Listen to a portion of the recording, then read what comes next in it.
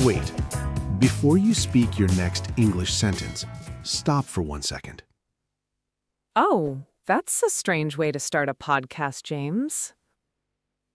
Maybe, but in the next few minutes, I'm going to tell you why your mouth goes quiet, why your heart beats fast, and why one tiny change can help you more than 100 grammar books. That's a big promise. It's a true promise, Emma. This is not just believe in yourself talk. There is a real reason your body acts like this, and when you understand it, your fear starts to shrink. Okay, now you have my attention. Hello, wonderful people, and welcome back to Mr. English Podcast, your warm little corner to learn easy English through real, everyday talk. I'm Emma. And I'm James. And before we jump in, do one quick thing for us. Hit that subscribe button and share our channel, Mr. English Podcast, with a friend who is also learning English. Because when you share, you help someone start their English journey too. Exactly. Now let's talk about something almost every learner feels, the fear of speaking English. Oh, this is a good one. And today we are not just going to say, don't be scared. We are going to look inside the fear, piece by piece. And once you see how it works, it loses its power over you. So let's begin with the scary moment. You know the one. Someone asks you a question in English, and suddenly your mind goes blank. Empty, like a white wall. You know the answer, but your mouth will not move. Yes. And most people think, I went blank because my English is bad. But that is not really the truth. Let me tell you what is happening inside your head. Please do. In that half a second, your brain is asking many questions all at once. Is this safe? Will they laugh at me? Do I look silly right now? And at the same time, it is also trying to translate, build a sentence, and check grammar. That is so many jobs for one tiny moment. Too many jobs. And here's the wild part. This all happens faster than you can notice. Your body reacts before your brain even finishes thinking. That is why your heart beats fast before you know why. I want to slow down here because this is where many learners blame themselves. They think, why am I so nervous? It is only one small sentence. But to your brain, it does not feel like one small sentence. It feels like a big test in front of everyone. Oh, that explains a lot. A learner is thinking, please don't judge me, please don't laugh at my accent, please don't notice my mistake. And sometimes the brain starts to expect the bad thing before anything bad even happens. Let me stop you there, James. Expect is a nice word for our learners. To expect means to think something will happen before it happens. Say it with us. Expect. Yes. And when you expect something bad, your body gets ready to run away, even when there's no danger. So we make ourselves nervous over a problem that is not even real yet. Right. And this makes us very self-conscious. Another good word, self-conscious, means you are too aware of yourself, your voice, your accent, every little pause. And that feeling is so tiring. It really is. And here's another problem. Sometimes we read people's faces in the wrong way. That word is misread. To misread a face means you understand it wrong. Someone looks serious, and you think, oh no, they hate my English.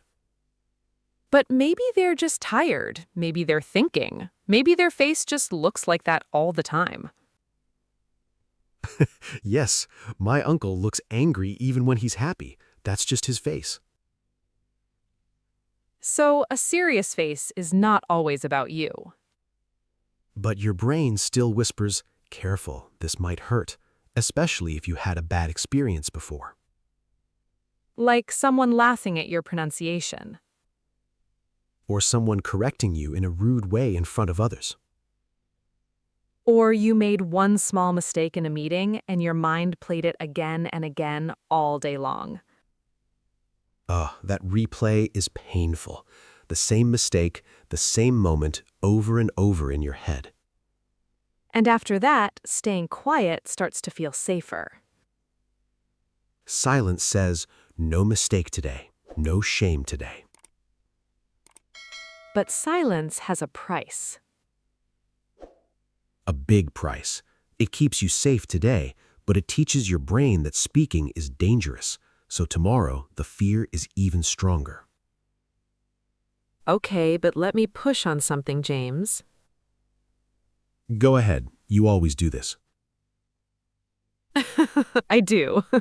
Just knowing my brain is scared is not enough, because knowing the reason doesn't make the fear disappear.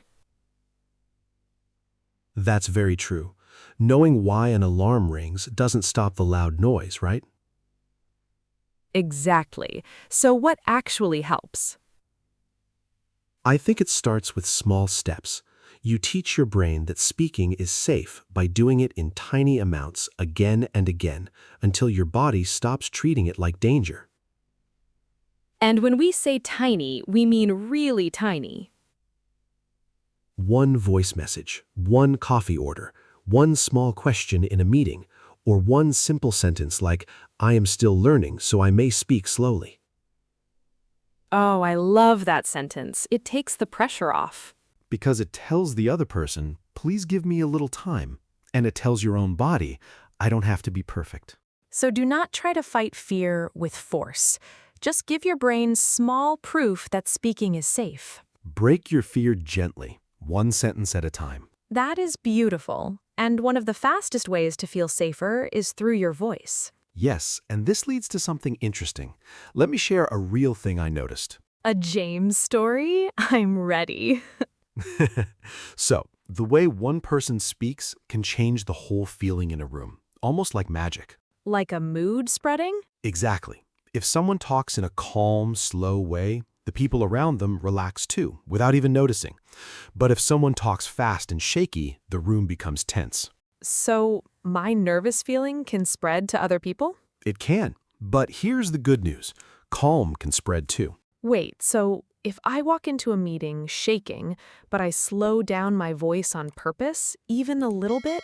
It can calm you down and calm the room too. It is not magic, it's just how people react to each other. I really love that. It means I do not need to feel brave first. I can just slow my voice, and the bravery follows behind. Confidence is like a slow friend who is always a little late. That is so you, James. But it's true. Fear wants speed. Fear says, talk fast and escape this moment. But calm says, take one more second. Let me make it real. Imagine your boss asks, what do you think? Your heart jumps. You want to rush, but instead you start slow. I have one idea. Then you pause. Maybe we can try it next week. That is very simple English, but it sounds calm. Because the speed is calm. Confidence is not only about big words. Sometimes confidence is just rhythm. It's slow speaking. And if my voice shakes a little? Let it shake. A shaky voice is not failure. It's just nervous energy leaving your body. The feeling inside is always bigger than what people hear outside. So don't judge the whole talk by how nervous you feel inside. Right. Ask a better question. Did the other person understand my meaning? If yes, you did well. And if meaning is the real goal, maybe we don't need the biggest, fanciest words. We just need clear words. Let's break a big myth right now. Oh, I love breaking myths. Many learners think I need big, fancy words to sound smart in English. Huge myth. Really huge. People trust simple, clear sentences more than long, complicated ones. If you use a big word you're not sure about and it comes out wrong, you sound less sure, not more. So a short, clear sentence beats a long, shaky one. Every single time. Simple is not weak, simple is strong. And this matters because many learners feel shy about simple English. They think simple means low level. But simple can be professional. Simple can be smart. Simple can be sharp, like a clean, sharp knife. No extra decoration, just useful. Okay, now I want a real story. Do you have one? Yes, and it's embarrassing. Even better. So, years ago, I was on a work call. I wanted to sound very, very smart. So instead of saying, we need a better plan, I tried to say, we need to strategically improve our whole approach going forward. Oh, that is a lot of words. It got worse. I started strong, but halfway through, I forgot where I was going. I lost my own idea, and I ended with total confusion. Everyone just looked at me. Oh no! And what happened? If I had just said, we need a better plan, everyone would have understood me in 1 second. The goal was to communicate, not to impress. That is such a good lesson. When you're nervous, big words are like heavy furniture in a tiny room. You keep bumping into them. Yes, exactly. So, use simple words when the pressure is high. Instead of, the schedule may not be possible due to limited staff, just say, I think we need more time. Or, we may not have enough people. Or, can we talk about the deadline again?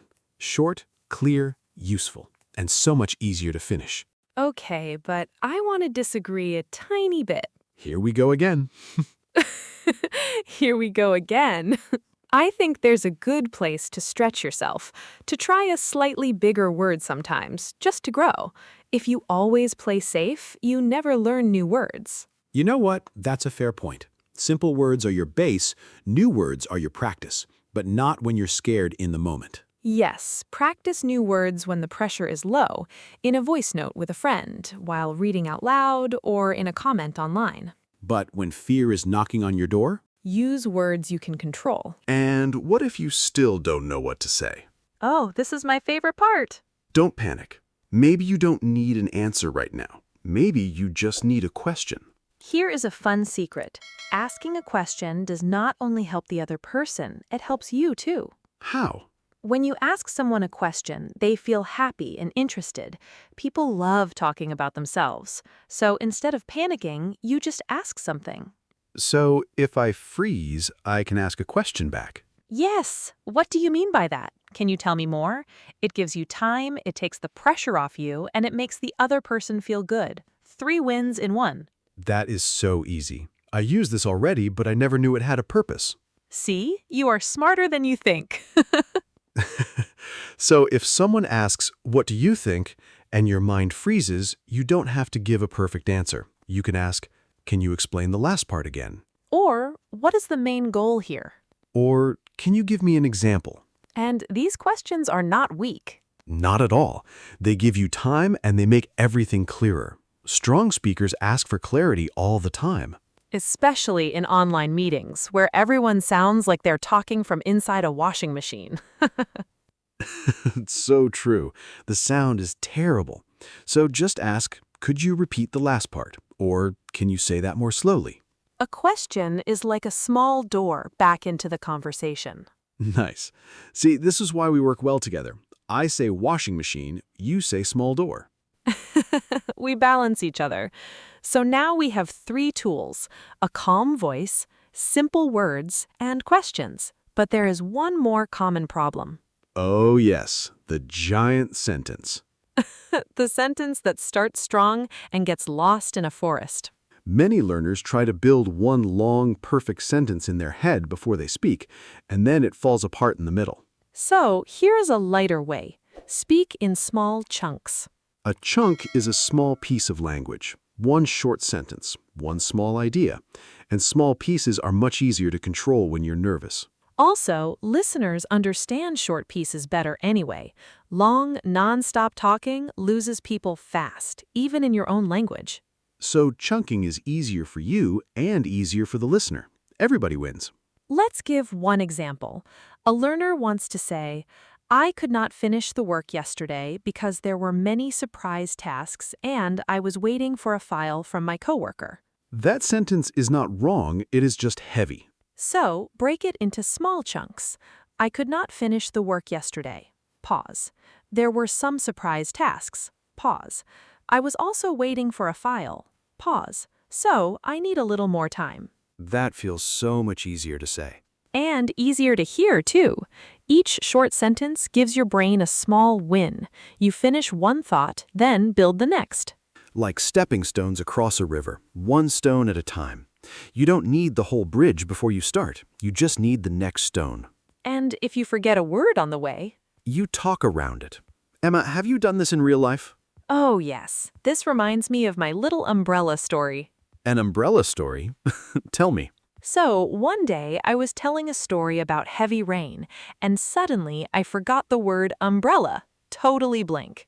Oh no, what did you do? I said, you know, the thing you hold over your head so the rain doesn't touch you. And the person smiled and said, oh, an umbrella.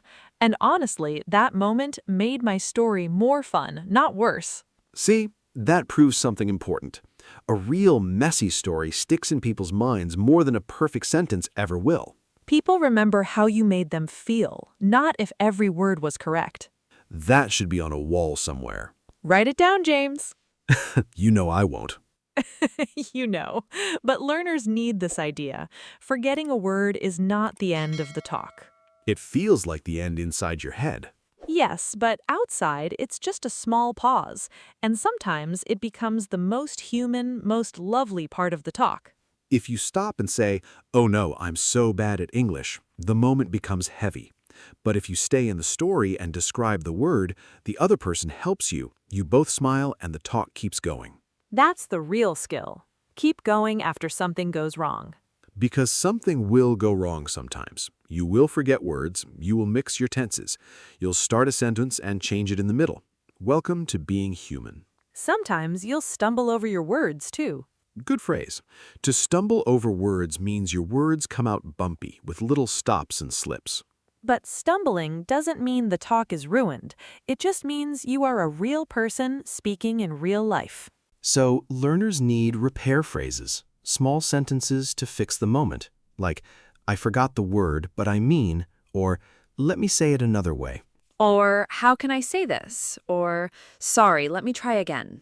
These phrases keep the talk alive. They tell the listener, I am still here, I am still trying. And here is the big truth. A real conversation is not a test. There is no hidden teacher behind the sofa with a red pen. I hope not. If the other person understands your meaning, the talk is working, even if it is messy, even if you lose one word, even if your accent is strong. That is a perfect place to breathe. So let's gather our main ideas. The freeze has a reason, and the answer is not perfect English.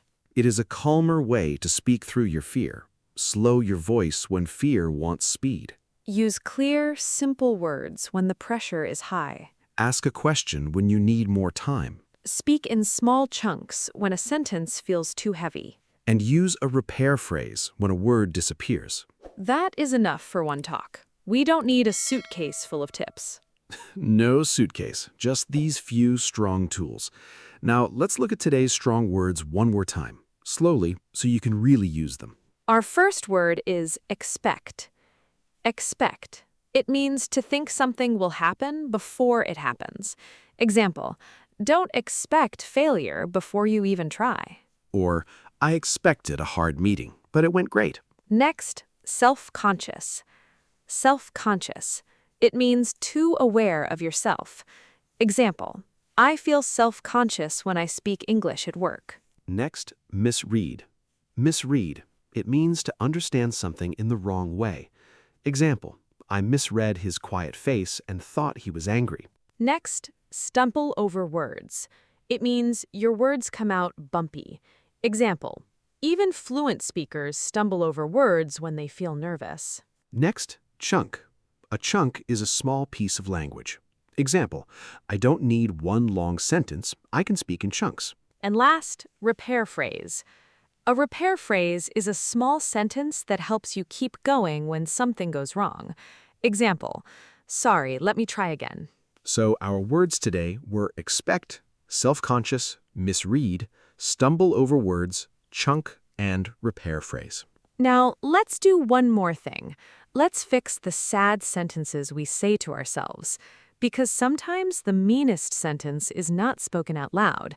It is the one inside our head. First sentence, I know I will embarrass myself. That sounds so sure, but it may only be fear talking. A kinder way to say it, I might be expecting embarrassment, but that does not mean it will happen. Next, everyone is judging my English. A better way, I feel self-conscious, but most people are just listening to my message. Next, I need one perfect sentence before I speak. A better way, I can break my idea into small chunks and say it step by step. And last, if I forget a word, the talk is over. A better way, I can use a repair phrase and keep the talk moving. Keep one of those sentences in your pocket this week, especially before a meeting, a class, or a scary phone call. And that brings us to our simple closing thought. If your brain freezes this week, don't call yourself bad at English. Pause, breathe, start smaller. Ask one question, use one clear sentence, and if you stumble, just keep going. Because speaking English is not about sounding perfect. It's about staying in the conversation. So beautiful. And before you go, please do us a small favor. Subscribe to Mr. English Podcast so you never miss an episode. And share it with a friend who feels shy about speaking English. You might change their whole journey. And we'd love to hear from you. Down in the comments, tell us, what is the scariest English moment you ever had, and what did you do? Share your story. Share your tips. We read your comments and they make our day. That's your leap for today. Go take it. One small sentence at a time. Thank you for listening to Mr. English Podcast. See you next time. Keep speaking, keep smiling. Bye for now.